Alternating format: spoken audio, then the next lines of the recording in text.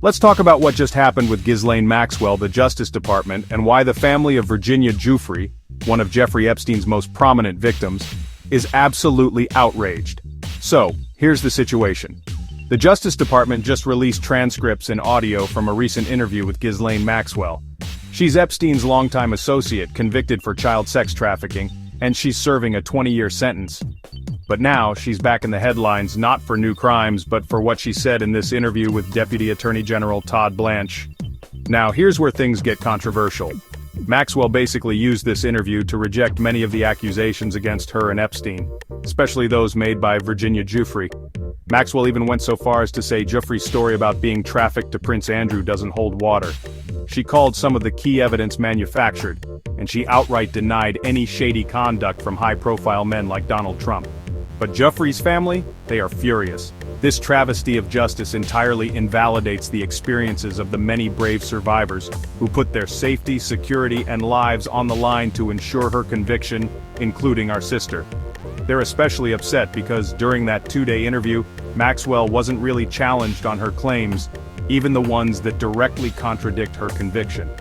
The family says the Justice Department basically handed her a platform to rewrite the story, to cast doubt and to undermine the survivors who fought so hard for justice. And it doesn't stop there. Maxwell has been moved to a minimum security women-only prison in Texas. Giuffre's family says this sends a disturbing message that child sex trafficking is acceptable and will be rewarded. People in Congress are weighing in too. Senator Adam Schiff called the interview bizarre and suggested Maxwell is only saying what she thinks might get her a pardon, especially with the Trump administration's push to dig deeper into Epstein's crimes. Schiff even said, "No one should be surprised here." So what's next? Maxwell's team is asking the Supreme Court to review her conviction. Meanwhile, Trump hasn't ruled out the idea of a pardon.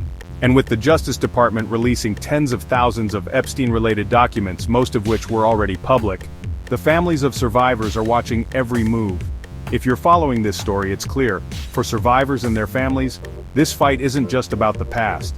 It's about making sure their experiences aren't erased or rewritten, no matter how powerful the people on the other side might be. Stay tuned, because this isn't over. And for those seeking justice, every detail matters. To recap, the DOJ released Maxwell's interview transcripts and audio. She disputed key allegations and she was moved to a minimum security facility. Lawmakers and courts may still decide what happens next. For survivors and families, this is about protecting their truths. They say the DOJ gave Maxwell a platform to rewrite history, and that has people worried about what comes next. We'll continue to follow newly released files and any court action. The DOJ has released tens of thousands of records, much already public, but analysis continues. Families and survivors are watching every move. If you want updates on this case, follow our coverage. We'll post developments as they happen. Stay informed. This story is far from finished. To the families, your voices matter. To viewers, keep watching. We'll bring you verified updates as they arrive. Thanks for watching. Stay tuned.